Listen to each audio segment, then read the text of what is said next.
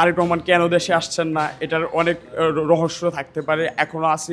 তবে আমার থেকে ব্যক্তিগতভাবে যেটা মনে হয় যে তারেক রহমান, আপনি যদি জন্মসূত্রে বাংলাদেশি হন, সরকারের সাথে যদি আপনার ব্যক্তিগত শত্রুতাও থাকে, সরকার আপনাকে জাতীয়তা দিতে বাধ্য, কারণ আপনি জন্মগতভাবে বাংলাদেশি। কিন্তু তারেক রহমান কিন্তু আসলে সত্যি কথা বলতে জন্মসূত্রে বাংলাদেশি না। তারেক রহমানের ওই যে জিয়াউর রহমান যখন সেনাবাহিনী ছিল, তারেক রহমানের জন্ম কিন্তু পাকিস্তানের করাচিতে হয়েছিল। তো জন্মসূত্রে কিন্তু তারেক রহমান বাংলাদেশি নাগরিকত্ব ধারণ করে না।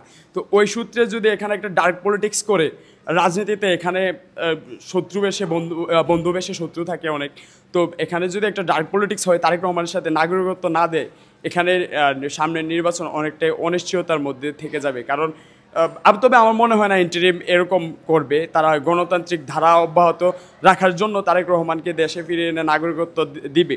তবে যদি আর ব্যত্যয় ঘটে যে নাগরিকত্ব না দেয়, বাংলাদেশের যে সার্বিক পরিস্থিতি আরও অবনতির দিকে যেতে পারে আর কি।